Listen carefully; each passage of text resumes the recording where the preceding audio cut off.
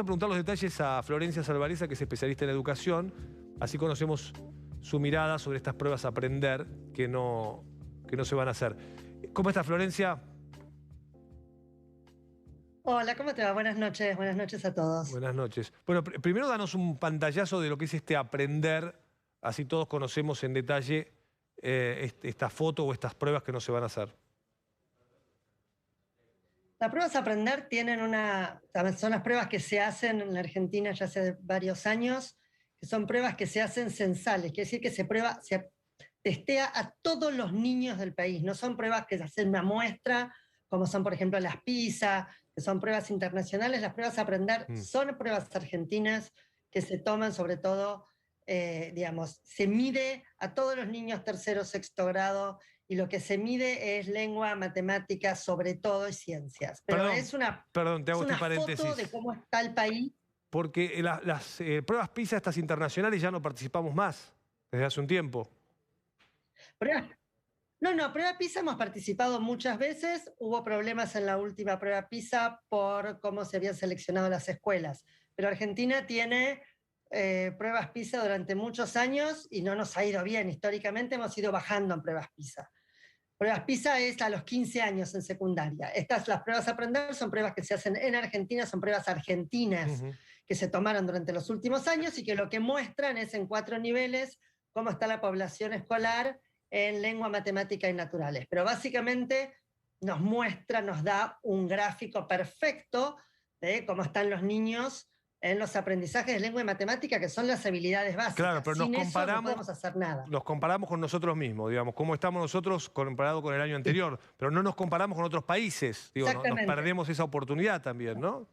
Que en definitiva en un mundo global es fundamental.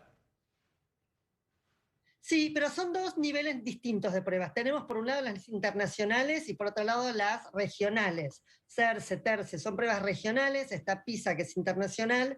Y las pruebas a aprender, como muchos otros países tienen, que son las pruebas donde el país se mide con sí mismo, no para compararse con, sino para ver los avances. Es una foto del pasado cuando tenemos los resultados para ver qué hacemos para el futuro. Está bien. Entonces es una prueba muy importante y sobre todo porque se mide a toda la población. Pero digo, ¿hicimos alguna de estas pruebas? Digo, la PISA, la regional, la local, ¿hicimos alguna este año? ¿O el año pasado? No. El año pasado fue un año complejo para todo el mundo, pero Argentina tenía que hacer las pruebas a aprender ahora. Las pruebas a aprender se suspendieron, en primera instancia dijeron que se iban a reemplazar por otras pruebas. El problema es, supongamos que se reemplazan por otras, que es lo que dijeron en primera instancia. Si se reemplazan por otras, tenés el problema que no podés comparar en principio. Sería muy difícil comparar porque no estás midiendo lo mismo. Después dijeron que se iban a tomar en el 2022, pero que, de vuelta, con algunas salvedades. El problema es que hubo un ciclo lectivo y medio sin clases. Entonces las pruebas a aprender eran muy importantes para tener una foto de cómo estamos y qué es lo que hay que hacer. Sin evaluación no tenés diagnóstico, si no tenés diagnóstico no sabés qué tenés que hacer. Este es el punto fundamental. Eso falta.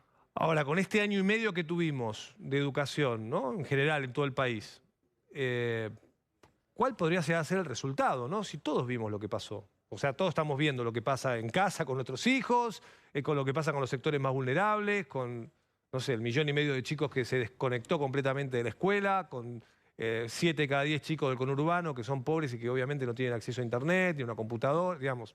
Sabemos lo que pasa, ¿no? Bueno, esa es la gran crítica que salió todo el mundo a decir. Sabemos que cualquier cosa que miras va a dar mal, pero igual lo tenés que medir. Es como ir al médico, si te sentís mal, vas igual, claro. más vas. Necesitas que te diga si estás muy mal, más o menos mal o no tan mal, y que te diga qué tenés que hacer para mejorar. No medimos, no podemos mejorar. Y vos dijiste algo que es fundamental. Hay un porcentaje enorme de chicos sin conectividad. Es cierto, los docentes y todo el mundo hizo el mejor esfuerzo posible, pero el mejor esfuerzo posible no es la escuela presencial. Entonces, cuando se midió en otros países del mundo lo que se llama el tobogán, digamos, cuánto es la caída de los aprendizajes, se calcula que el año pasado en el ciclo lectivo, en países que tienen resultados educativos mejores que los nuestros, los chicos habrían aprendido algo así como el 35% de lo que se hubiera esperado en matemáticas y el Wow. 55% en lenguas. Imaginemos lo que debe pasar acá en el conurbano profundo, como decías vos, en los chicos sin conectividad, en los sectores más vulnerables, eso hubiera sido aspiracional.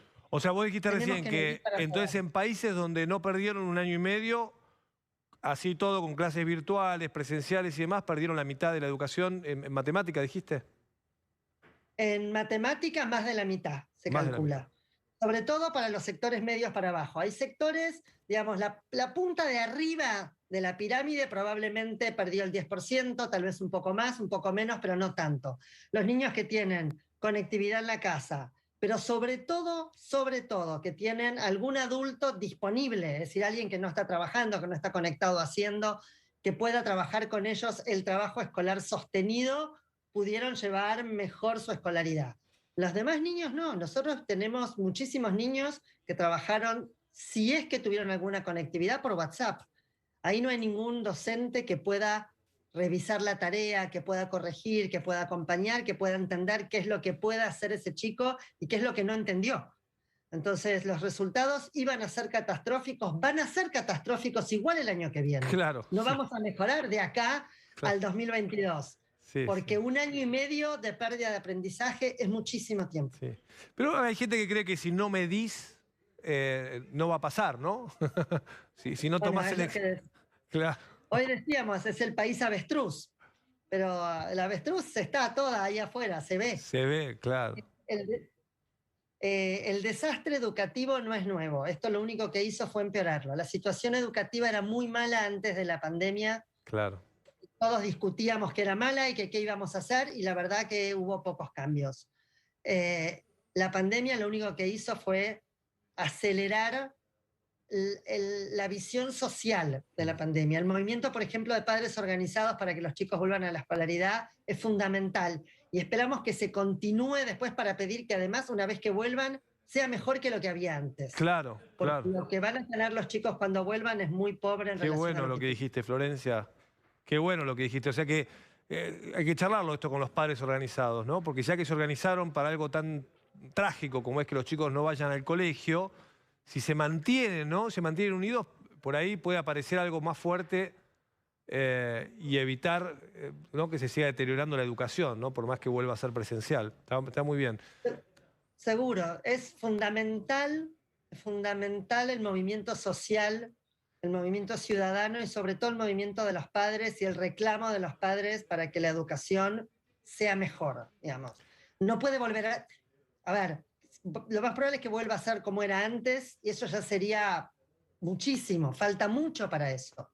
Pero necesitamos que los chicos vuelvan a la escuela tiempo completo y que además el sistema educativo cambie radicalmente en cuestiones muy fundamentales, que los chicos aprendan más. Gracias, Florencia. Buenas noches. Gracias a ustedes, un placer. Bueno, ahí tenemos la